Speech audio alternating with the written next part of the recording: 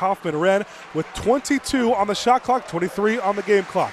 Smith has it on the far side wing, trying to work on Galloway. Screen to his right, now he's got two defenders on him. Works it to Kaufman-Renn to the free throw line, spin move, right-handed hook shot, got it! Kaufman-Renn puts Purdue on top. 10 seconds to play. Rice up the floor for Indiana, 7 seconds. Inside the paint, shot blocked, picked up by Purdue. And a foul on Ballo on Smith. So Indiana now down by 2 with the ball. Over halfway to play in this second half, 10-20 on the clock. Galloway works from the far side to the near side, about 30 feet out. Double screen to the far side. A nice kick to Goody, who tries another three. Bingo! Luke Goody gets Indiana back on top. Galloway bringing the ball across the timeline on the far side. Indiana going to have to go. 6 seconds. Carlisle off the screen, stops at the free throw line. Ibaka, one dribble in front. The layup at the buzzer, got it! In just his third ever Indiana-Purdue rivalry game, Mackenzie Ibaka started this game hot for Indiana. He had 11 of Indiana's first 15. They took a 7-point lead in that first half, and then Purdue erased it immediately to start the second half. They had to Trey Kaufman-Renn. He had the first 7 points in the second half, and now Purdue has kind of been on cruise control. Still a 5-point game, though, with 11:35 to go, 58-53. Yeah, what's worked for Indiana, getting Goody and Mbako into this game, they really haven't done that much here in the second half. Out of the 12 points, just 2 have come from Mackenzie Mbako. And again, as foul trouble has started to ramp up a little bit, Renew with 4, Mbako and Ballo both with 3. Indiana need to find a way to manage things on the defensive end so they can keep their best offensive weapons on the floor. Just before that, under 12 timeout, media timeout, it was Braden Smith who threw the ball away. So Indiana cut the deficit to 5 and has the ball with 11:30 to play in the second half. Galloway brings the ball across the timeline, far side wing, double ball screen, stops inside the three-point line. Ibaka thought about a far side wing 3, now drive to the middle of the paint. Double clutch, no good, but the offensive putback for Oumar Ballo. Right-handed tip in makes this a one-possession game. 58-55 Purdue, 11:10 on the clock. Smith starts the ball in the hands of Burgess, 2 feet in front of the perimeter. Caleb First left wide open. It'll swing it around to Braden Smith on the far side wing. Back to First. Now in the corner, Miles Colvin. Thought about driving on Galloway, dribbles it back out. Now Harris with 7 on the shot clock, going to try to work around Goody. Stops at the elbow. Smith, the deep 3 for the far side wing. That one's too strong, but rebound corralled by Burgess for Purdue. And Smith has a shot denied by Mbako at the rim. Indiana working in transition. Galloway, far side, Ibaka to complete it, fakes the 3, takes the 3 and drills it. Huge swing for Mackenzie Ibaka, and this one's tied up 58-58. Just a bit over halfway to play in this second half, 10:20 on the clock. Smith neglects the screen to the left, now takes it from the right and kicks it out to First at the top of the key. Gets it back on a handoff, stops at the near side elbow. 10 on the shot clock. First was denied by Goody, and it was batted out of bounds off the hands of Jakari Harris, and Indiana controls.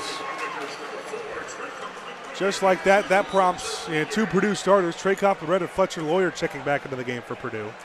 There's good defense there from Indiana, but again, from Mbako on that block at the rim of Smith. That was twice in that one possession, though, that Indiana lost Braden Smith. You cannot afford to do that. You won't get very many chances to stop him.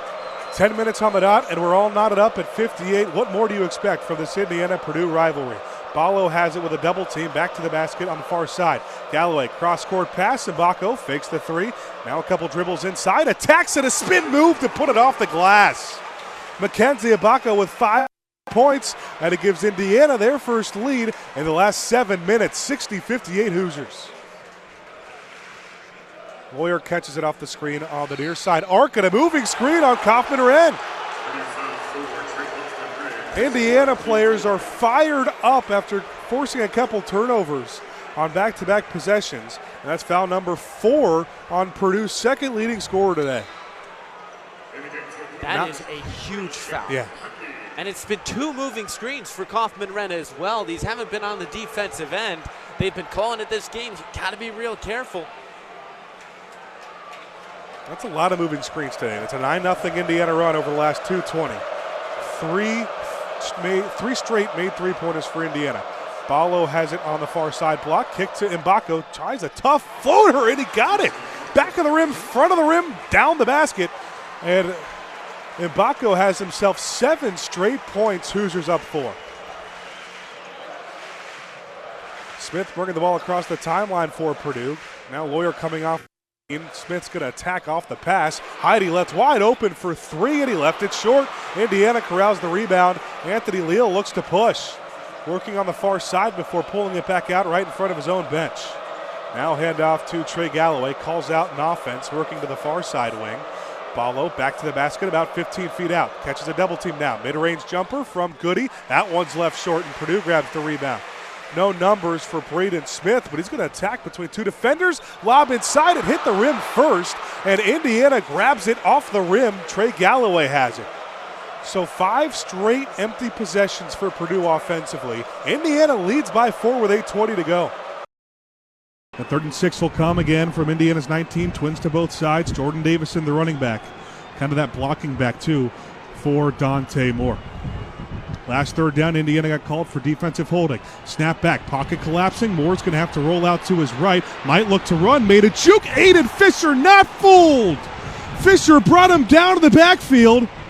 And a 4th down coming up for Oregon. Indiana star linebacker making a big play.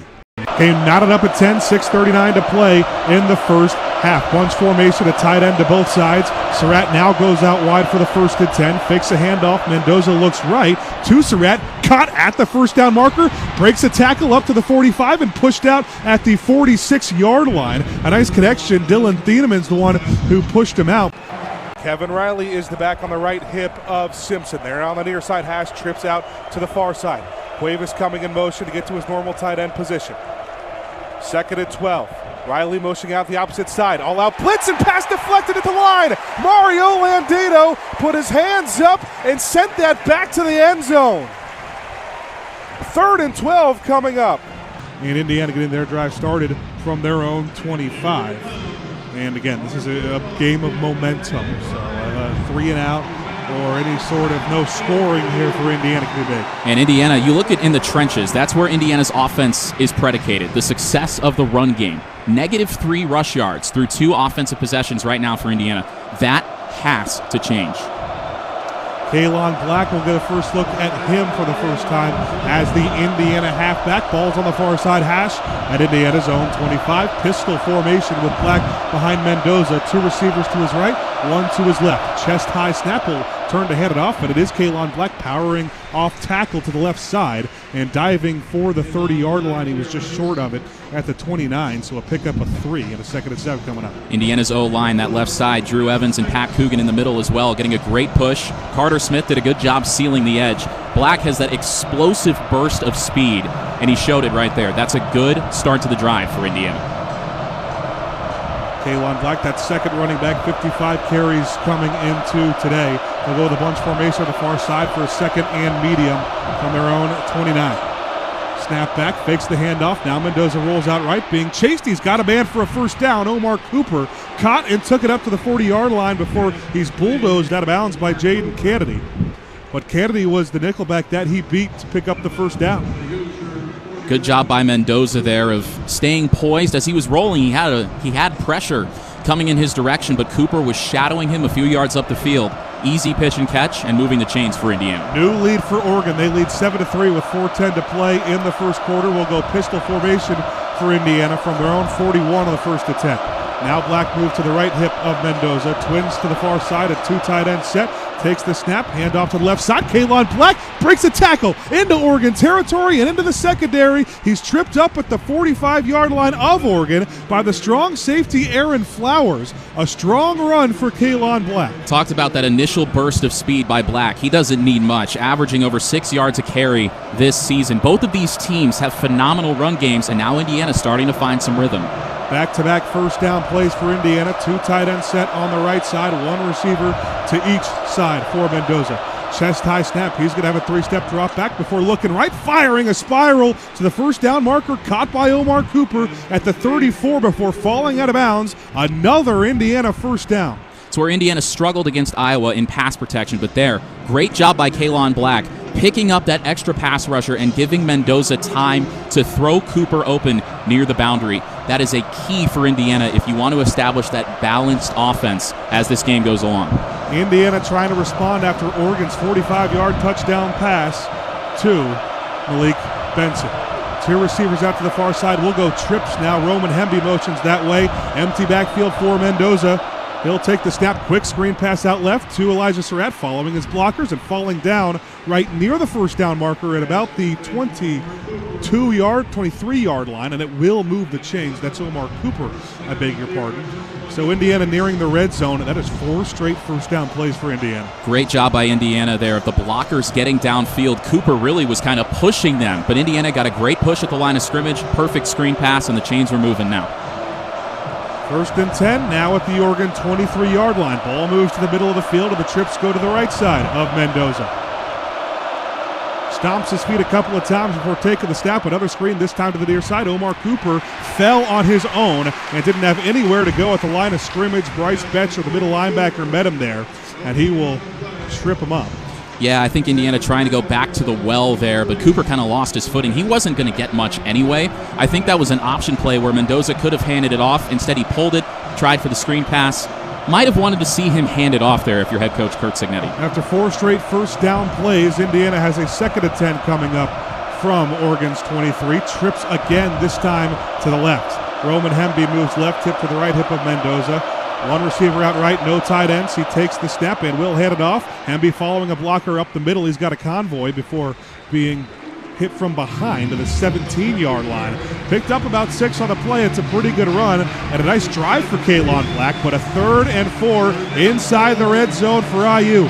They trail by 4, 7-3 Oregon, 1:20 to play in the first quarter in a loud, rocking Autzen Stadium. This is where you talk about getting punched and being able to punch back.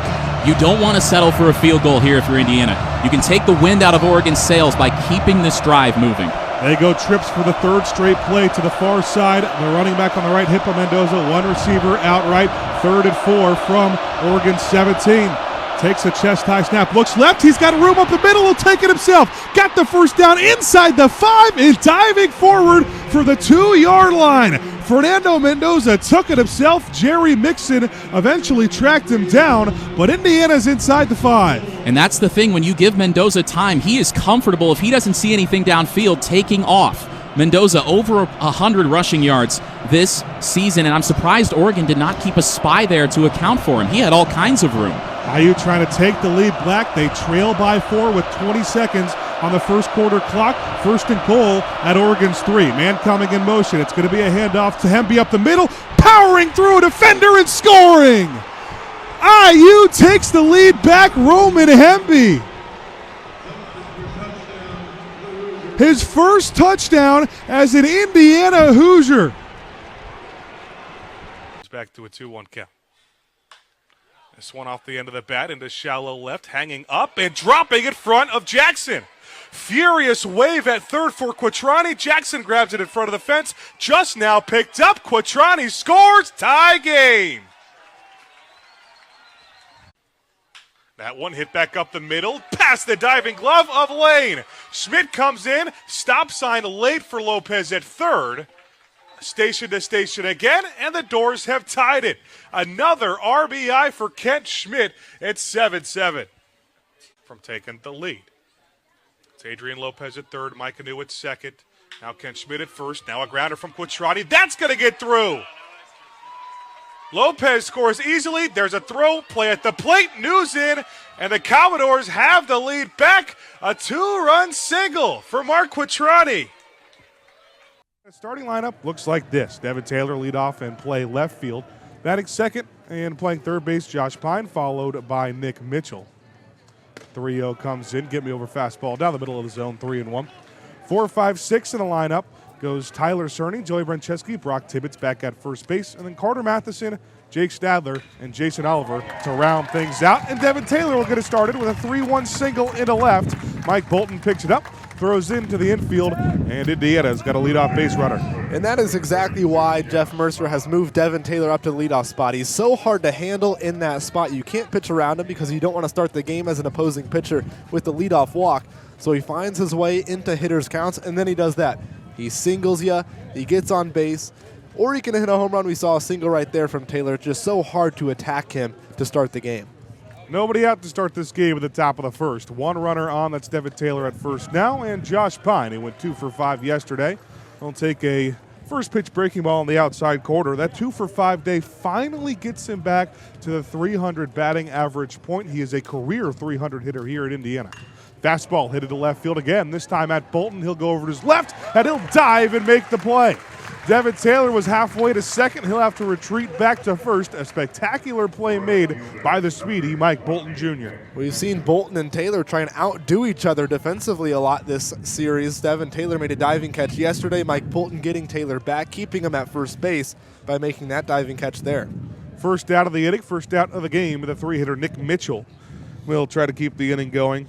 He went 2 for 5 yesterday with a couple of RBIs, got back into a groove after a rough Friday. Uncharacteristic from him, 3 strikeouts. Take another breaking ball in the outside corner. Beautiful first pitch. We saw it to Josh Pine as well. Lewinsky has not had the most successful season. We talked about the ERA over 7. His opponents are hitting over 300 against him on the year, but he's been used as the Purdue Sunday starter the last 3 weeks. Another check over to first, and Devin Taylor's in there without a problem. Ben, you mentioned the opponent average against. When runners are actually on base against Lewinsky, that average goes up to 417. He has difficulty not allowing snowball innings. Once he allows a runner on, it tends to snowball from there. Mitchell fouls one to the left side hard and out of play. It's the giant glove, the Purdue glove they have over there. Inflatable. I don't know if it's inflatable or a large plastic glove. But last time out, Lewinsky was sufficient. He went 4 2/3 against Northwestern, gave up 2 hits and 2 earned runs. 0-2 count here on Mitchell. Fastball outside. Kind of a throwaway pitch. Before that, 3 1/3 innings against East Tennessee State, where he only gave up 3 earned runs on 6 hits. And he threw 1 inning against Michigan State a few weekends ago, where he only gave up 1 run. So he's been better as of late. 1-2. Fastball outside again, evens the count. And this is where Nick Mitchell gets tough for opposing pitchers. He still has less strikeouts than walks on the season. When he gets into those 2-strike counts, he has no problem shortening up and trying to take a ball the other way.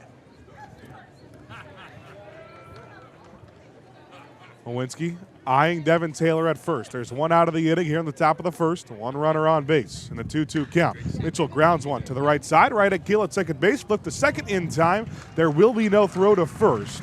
Good play by Ty Gill getting the lead runner. And again, we see no slide there from Devin Taylor into second base. That's a couple of times this weekend that he hasn't slid into second base. It didn't cost him or the Hoosiers on that one. But the speedy Nick Mitchell is probably not going to be gotten at first base given how softly that ball was hit. So Mitchell replaces Taylor at first, but Indiana now down to their last out in the top of the first. Tyler Cerny is the cleanup hitter for Indiana. He's been the cleanup hitter for the last few weeks for the Hoosiers. Hit a bunch of different spots of the lineup this season. Started the season mostly hitting second, then you saw him in the middle of the lineup 5 or 6. But he is the team's leader in runs batted in, and that's the big reason they like him in this cleanup spot. A fastball in the outside corner called strike 1. Cerny's really been Indiana's most consistent hitter this season, especially with Brock Tibbetts on the shelf for a handful of weeks. 0-1, hit high in the air but foul down to the right side. So a little bit out in front of that pitch was Cerny. A good breaking ball there from Lewinsky. He's going to try and stay away probably from that fastball for the most part. This is an Indiana team that crushes the fastball. He's third on the team in home runs with a total of 8 this year after leading the team in RBIs. He's down at 0-2 hole with 2 outs, a runner on first base at the top of the first. Lewinsky deals from the stretch, fastball in the dirt. First ball of the count. Lewinsky's got a large frame. He stands at 6'2" according to his roster. And he's got a decent velocity on that fastball, but he really likes to use his breaking ball down in the zone. Out of the stretch again, set of the belt on the 1-2. Fastball just outside. Purdue fans thought it was strike 3, but home plate umpire today, Perry Costello, wasn't having it. Even 2-2 count now with 2 outs. Now it's Nick Mitchell standing at first base. Breaking ball low, counts run full. Tyler Cerny has battled back after going down 0-2. Big payoff pitch coming with Joey Brancheski standing on deck. He's had the first RBIs of the game in the last 2 games here in West Lafayette for Indiana. Payoff home. Hit hard down the left field line. That's going to get through for a base hit.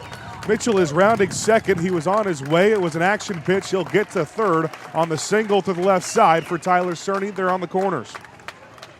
This Indiana lineup is so difficult to navigate, and as you alluded to just a moment ago, Ben, Joey Brancheski coming up to the plate. He's delivered Indiana's first 2 RBIs in each of the first 2 games of this weekend series. We talked to him yesterday.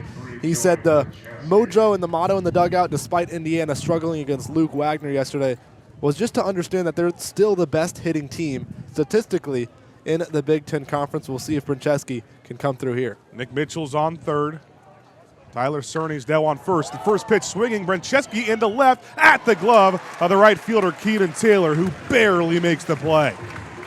Misread it at first, but was able to keep his feet in front and make the play to strand 2 for Indiana. We head to the bottom of the first. No score, and the rubber match between Indiana and Purdue on WIUX.